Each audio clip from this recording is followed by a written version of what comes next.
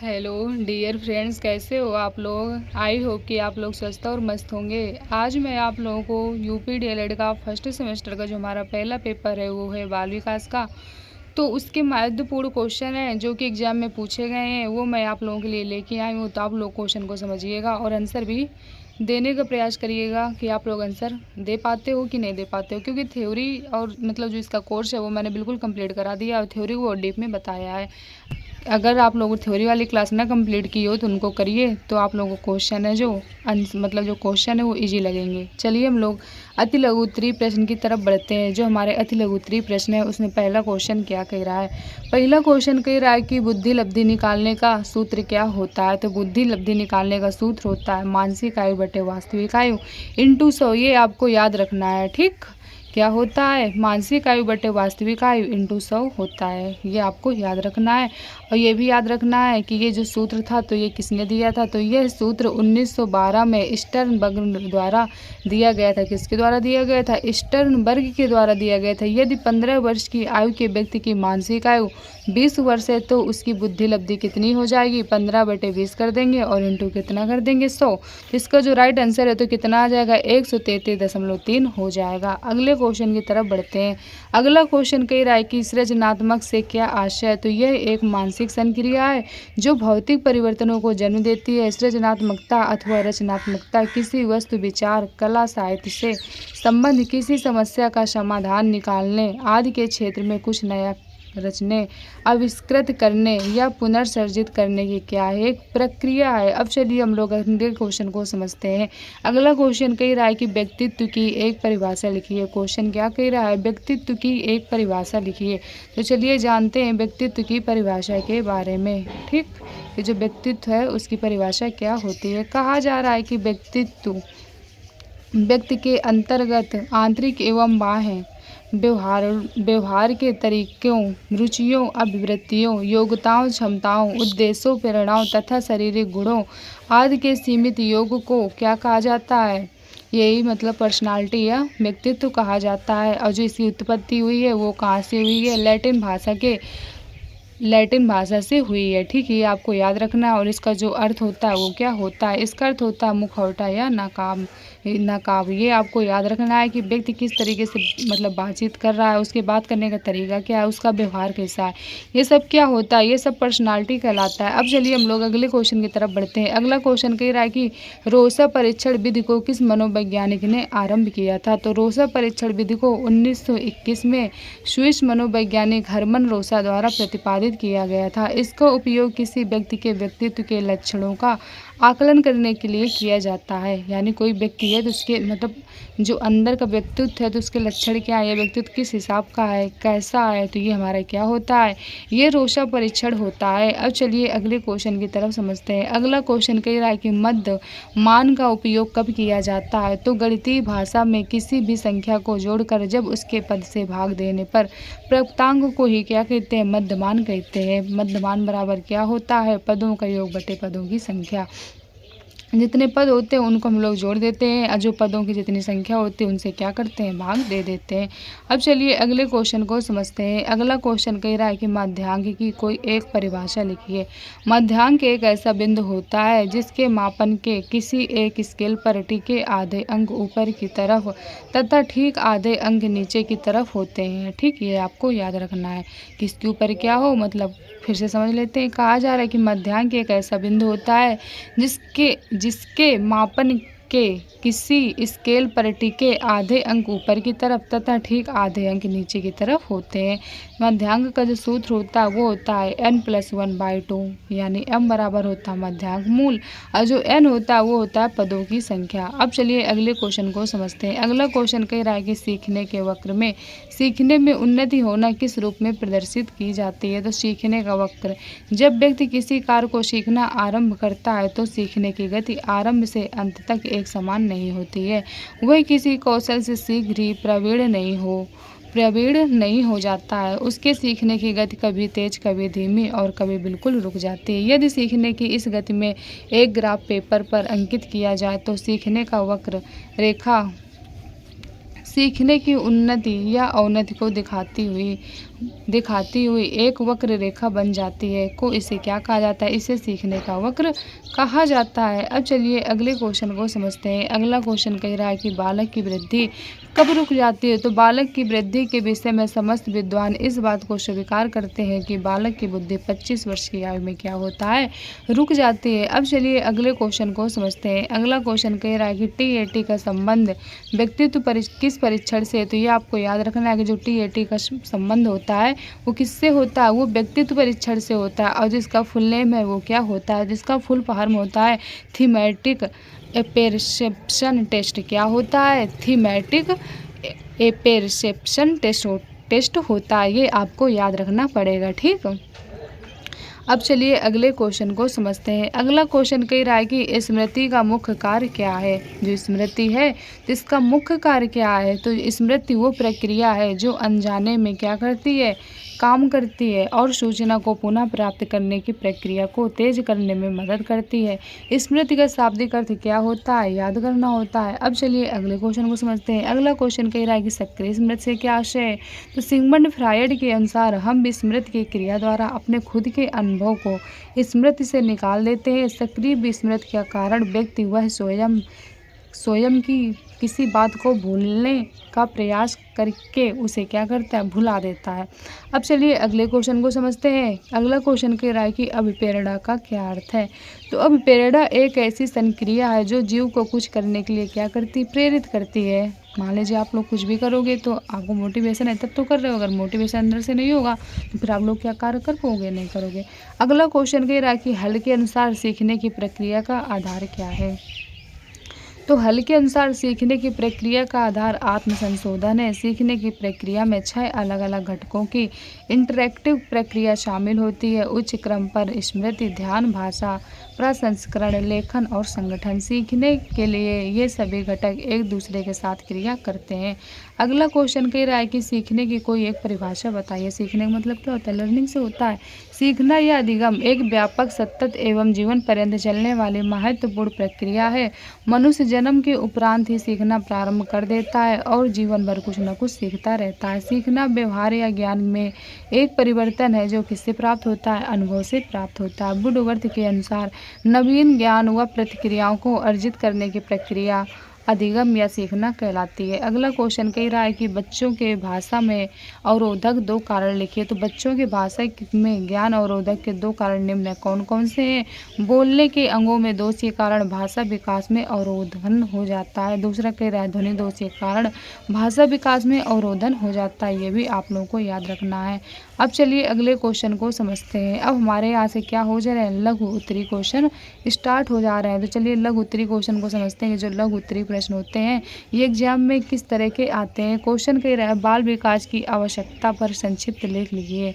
क्या कहा जा रहा है? क्वेश्चन बाल विकास की आवश्यकता पर संक्षिप्त लेख लिखिए। तो बाल विकास की आवश्यकता क्या होती है इसके बारे में समझते हैं। बालक के बुद्धि एवं विकास की प्रगति का ज्ञान कर लेने के बाद बालक भविष्य में कैसे और क्या बन सकता है? हम अनावश्यक श्रम तथा निराशा से उसे अपने आप को स्वतंत्र रख सकते हैं। ठीक, ये कहा जा रहा है।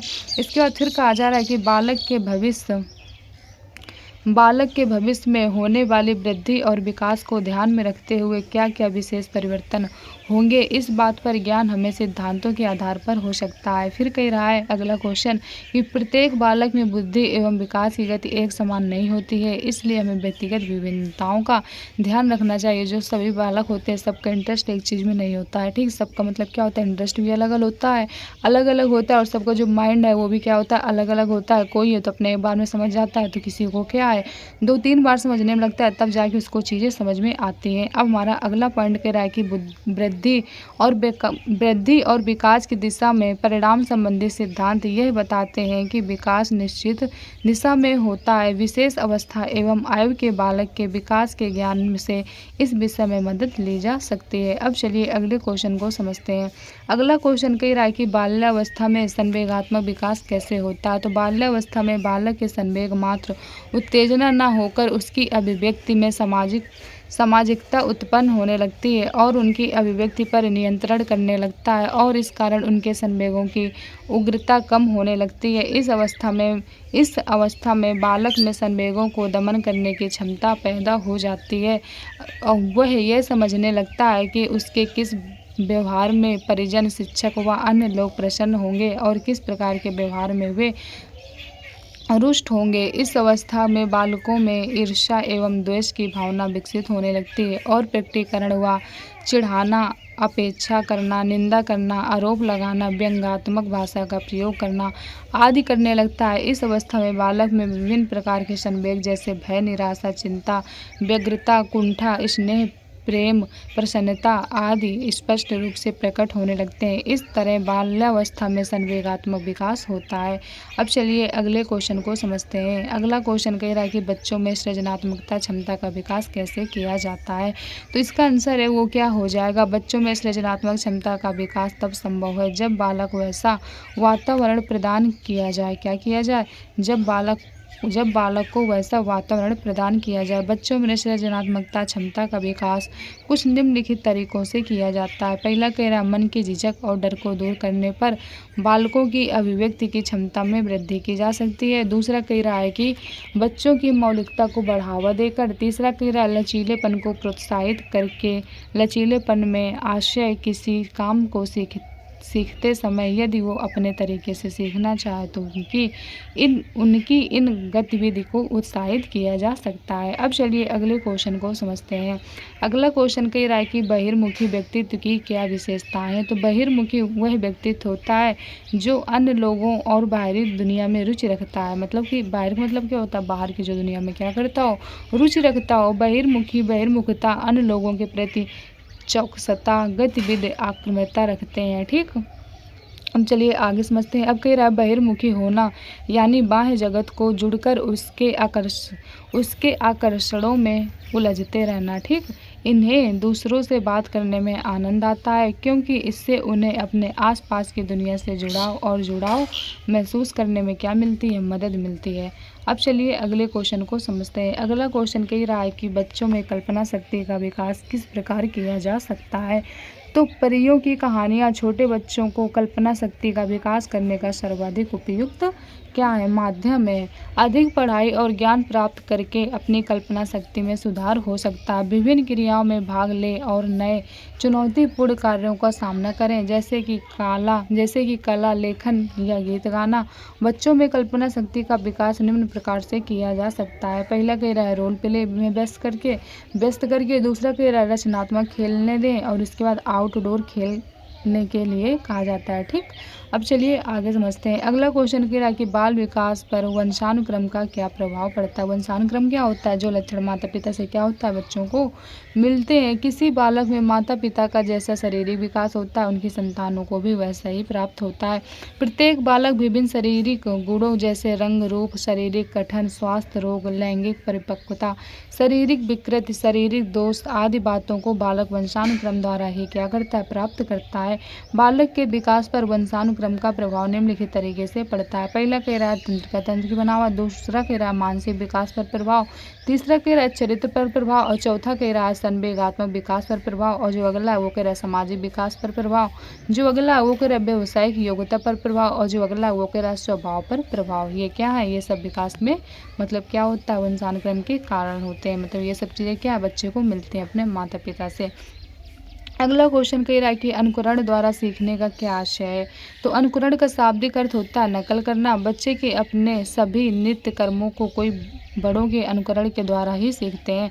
अनुकरण शब्द यूनानी भाषा में मिमेसिस के समानार्थी रूप में प्रयुक्त हुआ है। मिमेसिस को अंग्रेजी में इमेशन कहते हैं। ठीक, अब फिर क्या कहा जा रहा है, फिर कहा जा रहा है कि अनुकरण का अन्य अर्थ किसी पाठ को या कठिन कार्य को करने के लिए अध्यापक या किसी अन्य छात्र का अनुसरण करते हैं। अनुकरण मतलब ये होता है जैसे आपको कोई दिक्कत हुई तो आपने क्या किया, अपने मतलब पेरेंट्स से बताओगे, घर में स्कूल में वो जो टीचर से बताओगे, फिर वो क्या करेंगे, आपको उसका सलूशन देंगे। तो आपने क्या किया, उनकी बात को अनुकरण किया, तो वो एक आ गया। ठीक, अनुकरण के सिद्धांत के प्रतिपादक मनोवैज्ञानिक हैगार्ड को माना जाता है। अनुकरण एक समान प्रवृत्ति है जिसका प्रयोग मानव दैनिक जीवन की समस्याओं को सुलझाने में करता है। अनुकरण में हम दूसरों को क्रिया करते हुए देखते हैं और वैसा ही क्या होता है, वैसा ही हम भी करने लगते हैं, मतलब सीख जाते हैं। ठीक, जैसे बच्चा ही होता है वो भी तो अनुकरण के माध्यम से सीखता है। अगला क्वेश्चन कह रहा है कि कोहलर की सूझ या अंतर्दृष्टि सिद्धांत की परिभाषा लिखिए। तो पहले तो आपको ये याद रखना है कि जो सूझ या अंतर्दृष्टि का सिद्धांत किसने दिया था, तो ये दिया था कोहलर ने। ठीक, तो वही कहा गया कि कोहलर की सूझ या अंतर्दृष्टि सिद्धांत की विशेषताएं लिखिए। तो कोहलर की सूझ या अंतर्दृष्टि सिद्धांत अधिगम सिद्धांतों में क्षेत्र सिद्धांत के अंतर्गत वर्णित किया गया है। अंतर्दृष्टि सिद्धांत की व्याख्या कोहलर ने अपनी पुस्तक गेस्टाल्ट साइकोलॉजी में की थी। ठीक, अंतर्दृष्टि सिद्धांत की विशेषताएं निम्नलिखित हैं। पहला कह रहा है परिवर्तित अनुक्रियाओं द्वारा प्रयास करना। दूसरा कह रहा है समस्यात्मक स्थिति का सर्वेक्षण। ठीक, अब चलिए आगे बढ़ते हैं। फिर कह रहा है एकांकिक उपयुक्त अनुक्रिया अभिव्यक्ति करना। अगला कह रहा है अनुकूलित अनुक्रिया की पुनरावृत्ति करना। अगला कह रहा है उद्देश्य, लक्ष्य अथवा प्रेरणा की ओर बार बार ध्यान केंद्रित करना। अगला कह रहा है प्रथम अनुक्रिया उपयुक्त सिद्ध न होने पर अन्य अनुक्रिया करना। अगला कह रहा है समस्यात्मक स्थिति में हिचकिचाहट, विश्राम एवं ध्यान का केंद्रीकरण करना। अगले क्वेश्चन की तरफ बढ़ते हैं। अगला क्वेश्चन कह रहा है कि सीखने में पठार के क्या कारण है, संक्षेप में बताइए। तो सीखने की इस प्रकार की अवस्था जिसमें सीखने की उन्नति क्या होती है, रुक जाती है। इस अवस्था में अधिगम वक्र ऊपर चढ़ने के स्थान पर समांतर चलने लगता है और अधिक देर तक कोई प्रगति नहीं दिखाई पड़ती है। इस सपाट स्थल को अधिगम का पठार कहते हैं। सीखने में पठार कब एवं कितने समय के लिए आएगा, यह निश्चित नहीं रहता है। एक व्यक्ति शीघ्र सीख सकता है तो दूसरे को क्या होता है, विलंब यानी देरी हो सकती है। सीखने की प्रक्रिया में पठारों का आना अनिवार्य है, पर फिर क्या कह रहा है, पर यह व्यक्ति की प्रवृत्ति पर निर्भर करता है कि वह पठारों से कितनी देर में पहुंचता है और पठार कितनी देर तक रहते हैं। रैक्स एवं नाइट के अनुसार सीखने में पठार जब आते हैं जब व्यक्ति सीखने की एक अवस्था पर पहुंच जाता है। अधिगम पठार बनाने के निम्न कारण हैं, तो कौन कौन से हैं इनके बारे में समझते हैं। पहला कह रहा है मनोशारीरिक सीमा, दूसरा कह रहा है नकारात्मक कारण, तीसरा कह रहा है कार्य की जटिलता, चौथा कह रहा है सीखने की अनुचित विधि और अगला वो कह रहा है पुरानी आदतों का नई आदतों में से संघर्ष। अगला कह रहा है कि क्या कह रहा है पुरानी आदतों का नई आदतों से संघर्ष। अगला कह रहा है अभ्यास का अभाव। अगला कह रहा है उपयुक्तता का न होना। अगला कह रहा है जटिल कार्य के केवल एक पक्ष पर ध्यान। अगला कह रहा है व्यवधान। फिर कह रहा है प्रेरणा का अभाव। अगला कह रहा है आवश्यकता के अनुरूप नहीं। ठीक, अब चलिए अगले क्वेश्चन की तरफ बढ़ते हैं। अगला क्वेश्चन कह रहा है कि स्मृति के प्रभावी कारणों का उल्लेख कीजिए। तो वुडवर्थ के अनुसार सीखे हुए अनुभवों के सीधे उपयोग को क्या कहते हैं, स्मृति कहते हैं। स्मृति एक मानसिक प्रक्रिया है जो प्रत्येक प्राणी में किसी न किसी मात्रा में अवश्य पाई जाती है। किसी बात को याद करने की योग्यता प्रत्येक व्यक्ति में क्या होती है, अलग अलग होती है। वस्तुतः जब व्यक्ति किसी वस्तु, पदार्थ अथवा स्थान को देखता है तो उस वस्तु, पदार्थ अथवा स्थान की प्रतिमा अथवा चिन्ह उसके मस्तिष्क में बन जाते हैं। इन्हीं संचित चिन्हों अथवा पूर्व समय में सीखी हुई बातों को याद रखना ही क्या कहलाता है, स्मृति कहलाता है। स्मृति के प्रभावी कारण निम्नलिखित हैं। कौन कौन से, अधिगम, प्रत्यय, स्मरण, धारण और पहचान। ठीक, तो आप लोगों के क्वेश्चन अच्छी तरीके से समझ में आए होंगे और आपने क्या किया होगा, समझा भी होगा। तो चलिए आज की क्लास को हम लोग यही तक रखते हैं। फिर हम लोग क्या करेंगे, अगली क्लास में और क्वेश्चन लाएंगे और उनको भी समझेंगे कि किस तरीके से मतलब कि एग्जाम में क्वेश्चन पूछे जाते हैं। आप लोगों को बिल्कुल मतलब थ्योरी बता दिया है क्लास में, मतलब नोट्स भी हमने पूरा कंप्लीट करा दिया और थ्योरी बता दिया है। तो आप लोग को उसी के अनुसार आंसर देना है। आप लोग इस थ्योरी से मतलब कि आप लोग ये ना समझिए कि मतलब ये थ्योरी बिल्कुल रटनी है। जैसे मैंने आपको क्लास में बताया है आप लोग अपनी भाषा में लिख सकते हो। ठीक, तो चलिए आज की क्लास को हम लोग यहीं तक रखते हैं। आप लोग वीडियो को ज़्यादा से ज़्यादा दोस्तों तक शेयर करिए जिससे क्या उनकी भी हेल्प हो सके। चैनल को लाइक और सब्सक्राइब करिए जिससे आने वाली नोटिफिकेशन आप लोगों को टाइम टू टाइम मिलती रहे। ठीक, और आप लोग कमेंट करके बताया करिए कि आप लोगों को क्लास कैसी लगी है। ठीक, तो चलिए आज क्लास को हम लोग यहीं तक रखते हैं। Okay, thank you.